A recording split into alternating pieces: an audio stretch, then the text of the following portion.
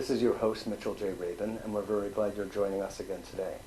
Today we are on location in Brattleboro, Vermont, and we are seated with the author of this book, Dr. Michael Conforti, Field, Form, and Fate.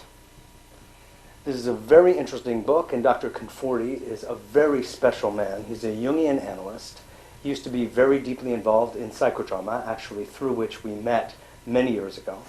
And he is the founder and director of the Assisi conferences and seminars, which take place in Assisi, Italy, as well as in Vermont and other locations across the world at this point. Michael has been a pioneer in Jungian analysis and expanding that form to include many other different forms of inquiry, and has been really innovative in bringing different levels of thought and consideration to understanding the human psyche and how to not just theoretically but practically work with people so they can move along their own spiritual and psychological pathways. So we're very glad to have Michael on the show today.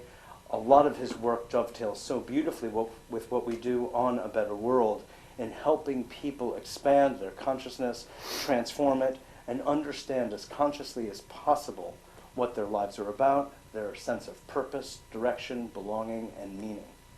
So, Michael. Thank you, Mitchell, very much. So great to have you. Great to be here. It's been a long time in the making, huh? Yes. But finally, we're so glad to have you. So first of all, how is it, what was that initial inkling in you that had you know, actually at this point, long ago, that you wanted to go into this field of psychology? I think the first thing was I worked at a state hospital in New York, Willowbrook State Hospital. That's the one Geraldo Rivera did the expose on back in the 70s. And I went there, and these patients were in very bad shape. They were there for 20, 30 years. And there was this one little boy who would go out every day. And at recess, he'd go out to the flower gardens and get the flowers, and he would literally make a crown to put on his head. And there was a sense of joy this kid had. I mean, in this dismal life, these kids, I mean, it was just abysmal what happened there. But in that one 15, 20-minute time period, he put this thing on, he was transported to another domain. And I thought, you know, if I could only find someone to understand what was happening for him, was it some symbolic attachment? Not that he was thinking about it, but there was something that he was, or another domain he was transported to. And I never forgot that. And it made such an imprint on you that 40 years ago, 30-something years ago. The curiosity of the psyche became so utmost. Yeah. And then you went and you studied psychodrama, as I had mentioned, and Jungian thought, and then you graduated from the New York Jung Institute, and you went on to be in practice privately up here in Vermont. Over 25 years worth, yeah. That's right. And then you began the Assisi seminars. Now, what was it that drove you to do that? I mean, you get a very full education being a Jungian. You know, he's one of the wider, greater, more expansive thinkers of all. Was there something that you were not getting from that? I could tell you the story. Okay. Part of the training, you're in supervision groups at the Institute in New York. And I had a great training. I adore what happened to me at the training. I had very good teachers and colleagues and all, so it was a wonderful time. But I remember, as we used to be in class talking about our cases, it seemed to be that whatever we talked about, the problems with our patients, whatever, it described more about the candidate than about the patient. And I'd be there scratching my head saying, my God. The Jungian students. The trainees. Yeah, the trainees. And myself included. Right. I said, my God, you're that, you're like that, or you're like that. And there was one case in particular. Mirrors facing each other. It was comical, and I was just, perplexed by this. Is this just selective presentation of cases or whatever? And the most dramatic one was somebody presented a case where a patient had a dream, where the therapist was speaking in Latin and Greek and all this. Not you can even speak this. And the patient, after the dream, he said, you seem to me to be as authentic as a Hallmark greeting card. And the student therapist said, the patient's trying to destroy me, they're envious of me, I know about the language of the gods and archetypes and all, and they just can't take it because they don't have much of a life there themselves. So the senior analyst said, I think you're right. This is clearly a case of attacking you. And here I am. I'm a kid from Brooklyn. I was 26, 27 years old. I said, you know what? I think the patient's right. You are as authentic as a Hallmark greeting card. And I think if you're speaking Latin and Greek, and not that you can even speak Latin, they didn't have the ability to speak these languages anyway. I said, even if you could do it, the patient wouldn't understand it. So what good is it? I think the patient's got your number. And everybody in the class turned and said, oh, here we go. The Sicilian is a little angry and starting trouble. By the end of that class, the senior analyst said, my God, I think you're right, Michael. Because if you're speaking a language that the patient can't understand, what good is it? Whose narcissism is it? And so I went back to one of my supervisors, a man I have deep regard for, Dr. Kaufman. I said, Dr. Kaufman, what's happening here? I mean, it seems like the patients are saying things about the analyst that's accurate, and no one ever talks about this. He said, you have to meet this man, Robert Langs. And I called him up. And I didn't know anything. The famous Robert Langs. The famous Robert Langs, and thank God I didn't know anything. Graduate students in psychology, right? You didn't know anything about. Everyone would study, actually. I think the book Fear and Trembling was really written in response to being with Langs back then. This is in the 80s, and it was a profound experience. He said, first, who are you? I said, I'm a Jungian analyst. He said, well, you don't want to work with me anyway. The Jungians don't like me, but the Freudians don't like me. And he said, they have trouble with my work. And I said, well, what is it? He said, patients understand the truth about the therapist's psyche. I said, I got to work with you. That was the beginning. So, nice. Jung understood, I think Jung understood the innermost workings of the human psyche better than anybody. He didn't capture the interactional piece. And that was the beginning for me. And I said, these pieces of work are so closely aligned, but it wasn't training, so I had to go out of the institute. And it was a very difficult time period. Yeah. I mean, I didn't know why I was doing it. When you're caught in the throes of a creative process, I mean, now I can say it was creative. It was quite agonizing. I felt totally polarized. Sure. Because you got the Jungian on this side, you got the Langsian, which is really very psychoanalytic on this side. I didn't know where I stood. It's so interesting for people who are not in the field, but standing outside and maybe have gone to a therapist here and there, or even a Jungian here or there, or Freudian, don't have any real idea of the intricacies of relationship, the details involved, and the politics involved. Yeah. And it's rather remarkable what really goes on in the internal workings of it. And it actually gives us a little bit of pause, like, if these guys can't get along, then how is the rest of the world going to get along, I'd like to move, Michael, into another domain, because your work has taken so many quantum leaps forward in so many ways, and what you've done in this book by bringing forth the idea, that essentially the quantum physical idea of fields into the clinical setting. I'd like you to expand a little bit on that, if you would, because I think it's bringing a new wave of understanding to the subject. Okay. I can pick up at the last part with working with Langs, when I looked at the interactions. Because what I was interested in was the initial interview, the first sessions. And I found there was this, again, an uncanny happening that would occur on a regular basis in first sessions, in that whatever the patient would bring to therapy, whatever the issue was, it would inevitably get reenacted with the therapist doing something which was something similar to the patient's problem. Now, people that had been traumatized by incest, there were inevitably boundary problems that came up between patient therapists. People what would that be like? They may say to the therapist, would you sit closer to me? Would you hug me after the sessions? Would you give me your home number in case I have a really rough time? Could you give me extra sessions? And these are things therapists don't think about as being what I would now call field phenomena, field-generated interactions. So anyway, I began to see that when somebody would come to therapy, there was something else already at work. I mean, we look at the patient comes to a therapist and they begin talking and the therapist helps them with the issue. I said, no, there was something else at work. There was something that was really designing interactive dynamics in which the patient was already embedded. The patient was embedded in what I would call a field now, where there was certain behaviors, certain tendencies, certain interactive dynamics that was so incredibly choreographed and coherent that it would inevitably bring the therapist into the field with them, where they were both doing a certain kind of dance.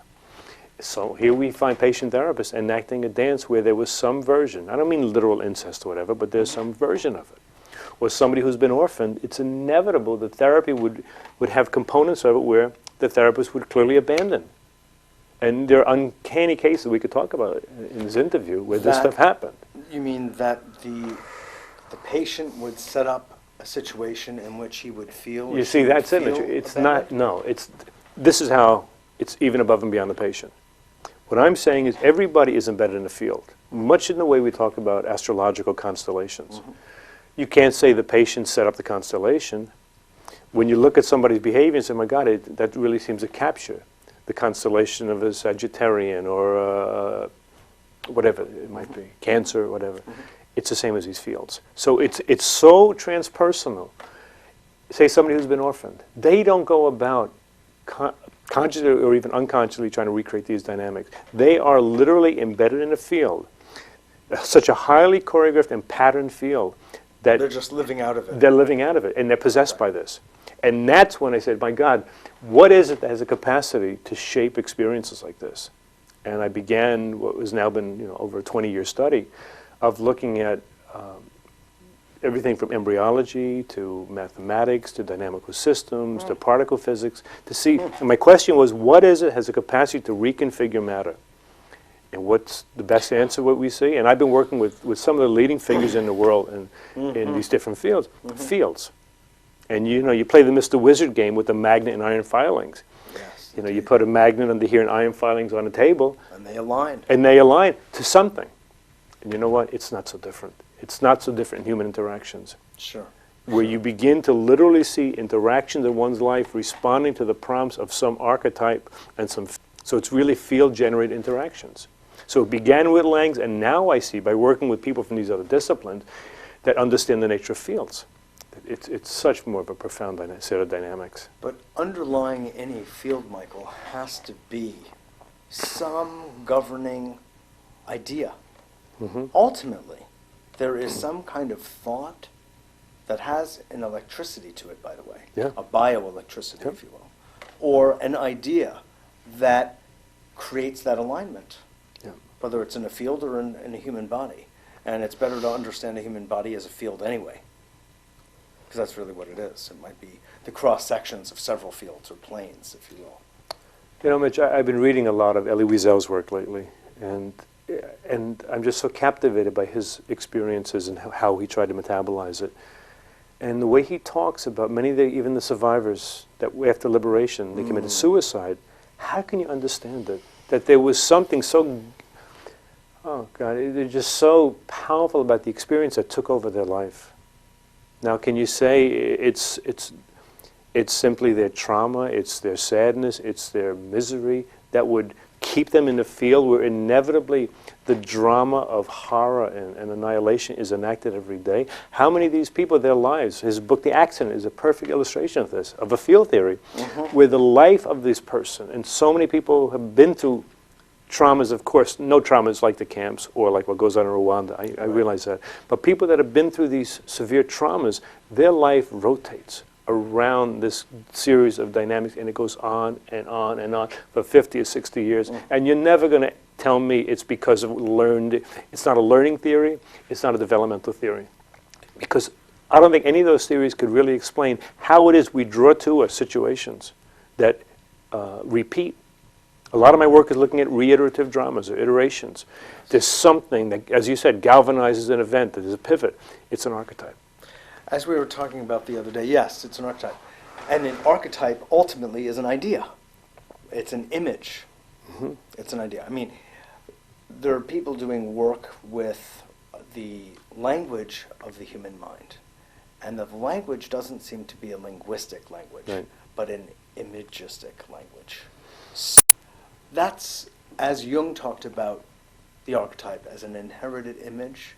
Could you expand on that? I think it goes beyond even image, because there are so many examples now from the new sciences that talk about an innate order, which is inherent in systems. Mm-hmm. I mean, some of the work of Hans Jenny in cymatics, where you have this sand on a platter, on a plate, you run some vibrations through it, and suddenly you have a particular form emerging. Chopra like says a this. mandala or what have you. It's almost uncanny. A crop circle. Well, what you begin to find is these designs are inherent, and they will respond to a certain kind of harmonic prompt. Right. So it's more than an idea. See, I'm going even further with this, and I'm saying more than an idea, archetypes have a certain physical reality. Complexes have a certain physicality to them. Mm-hmm. And you begin to see the way they shape even emotions of a person. They shape the interactions. They shape the configurations that design between people. When you're in a complex, excuse me, but your body changes. Your face changes. At times the eyes begin to change color a little bit. It's a type of possession. And this is why I'm saying it goes above and beyond idea. It's Platonic in the sense of there's an idea that's primary. And I am the first to talk about with Jung and agree 100% about the primacy of the archetype, but it goes even further. Well, I understand, and this is one of the beauties of the name of the Assisi conferences, really. Thank you. Which is matter and spirit in the psychotherapeutic context. Yeah. At least that's what it began when I taught there 10 years ago, Yeah. right? And is it still that? I mean, you're always looking at the relationship of spirit into matter, if you will. We're looking correct, at the confluence of confluence, psyche and matter, right. and in many ways you're looking at matter as incarnation. Well, I was just going to write on that, Michael, to say that in my worldview, there isn't anything that doesn't have a physical correlate. Exactly. I mean, but nothing.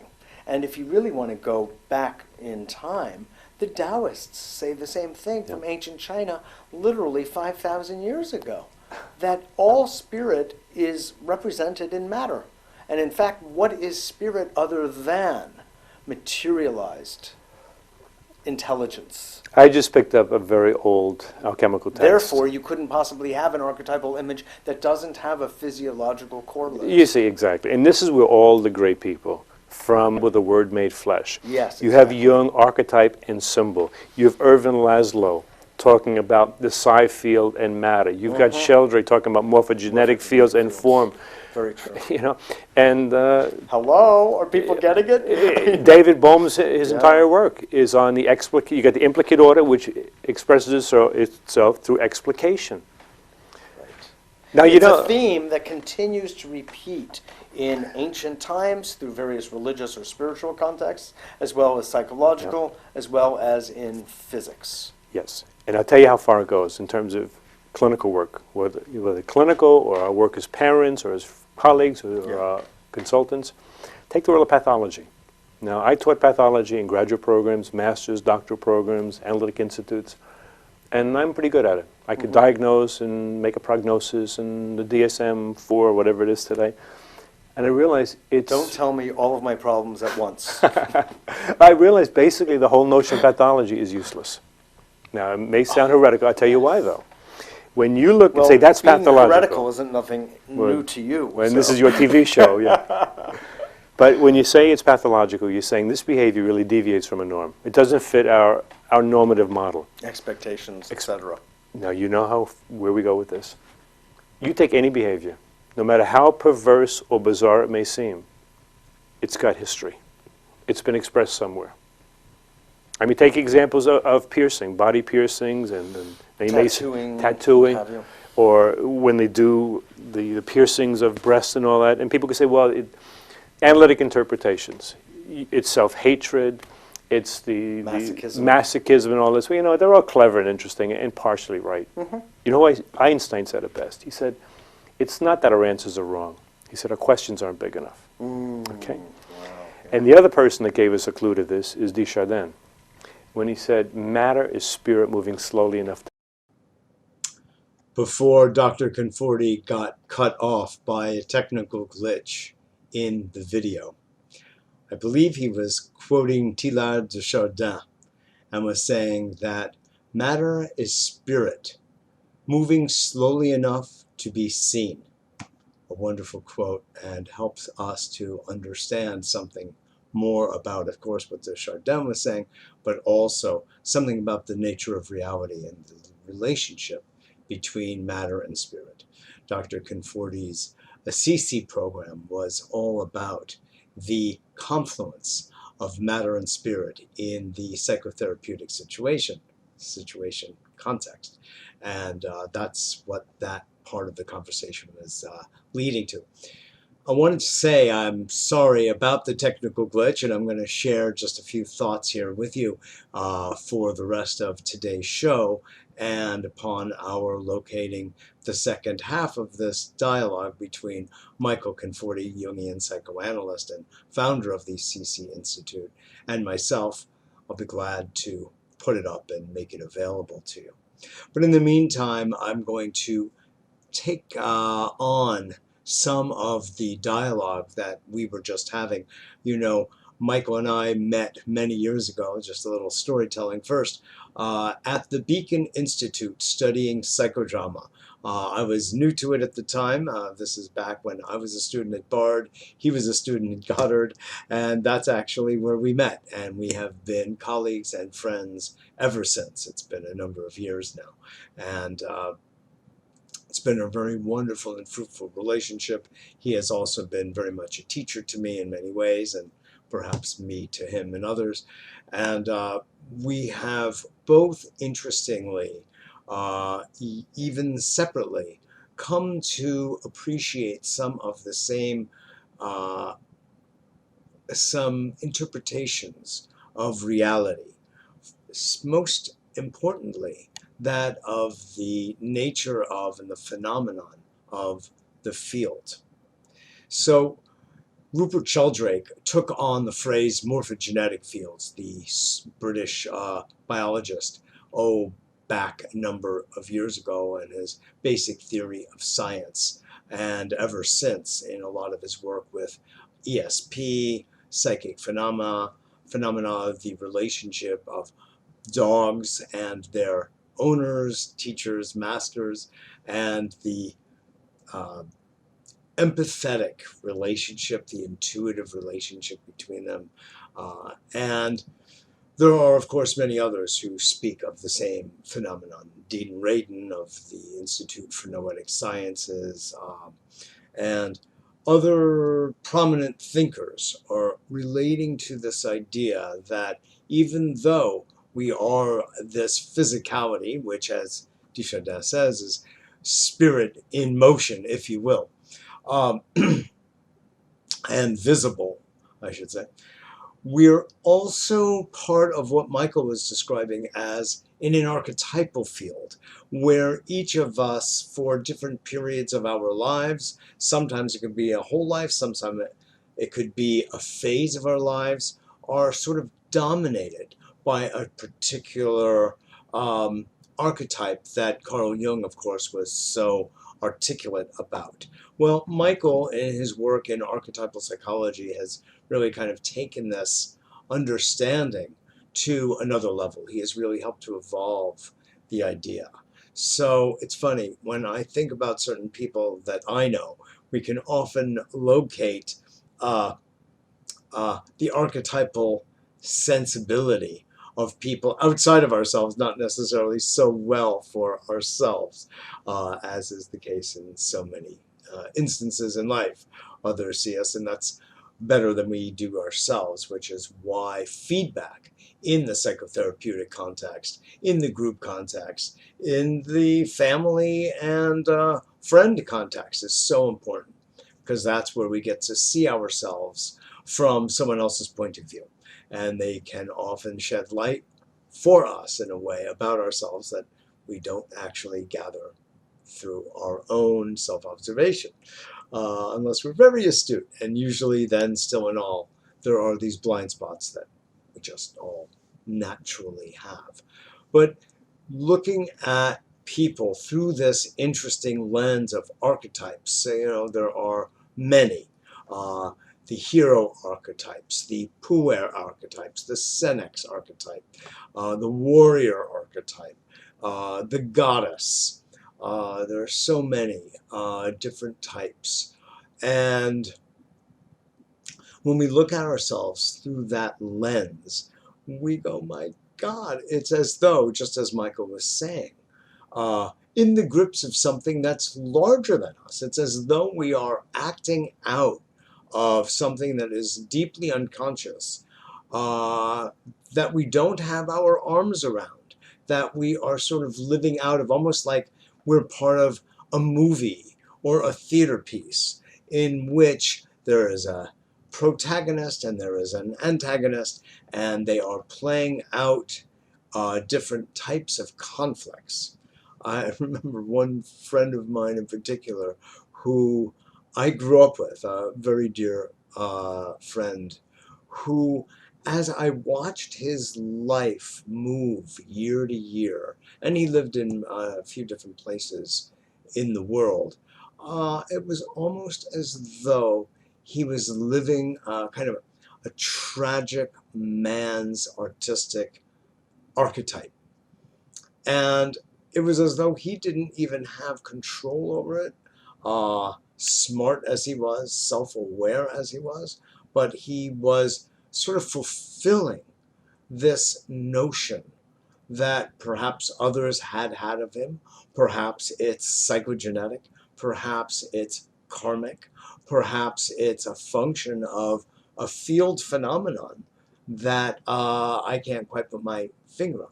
Of course, I've seen the same thing over the years with clients, wherein it was as though they were telling a story that was theirs, but it was beyond them somehow, as though they could exercise no will in respect to the outcome.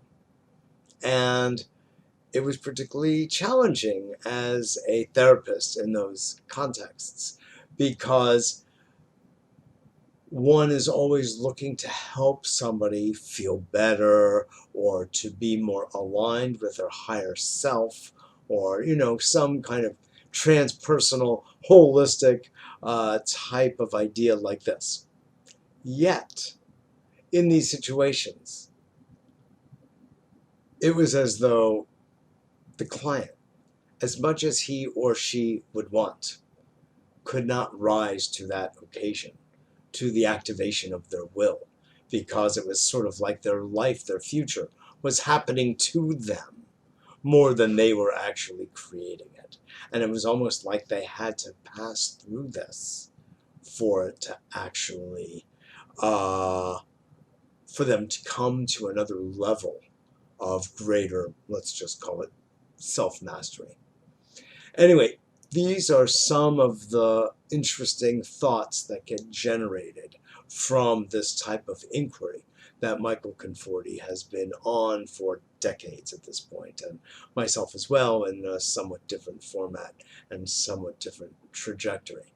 But it's always such a pleasure to speak with Michael Conforti about these things that we both treat so dearly and hold so sacredly, which is our personal journeys and our collective journeys on this planet, as we do all we can to come to understanding what is our relationship to Earth, to heaven, and to each other, and not to mention, of course, to ourselves. So I want to just invite you all to stay tuned to A Better World shows, and know that Dr. Conforti will be on again soon, and just keep tuning in to abetterworld.tv, and I'm sure you'll catch up with it, and I look forward to seeing you then.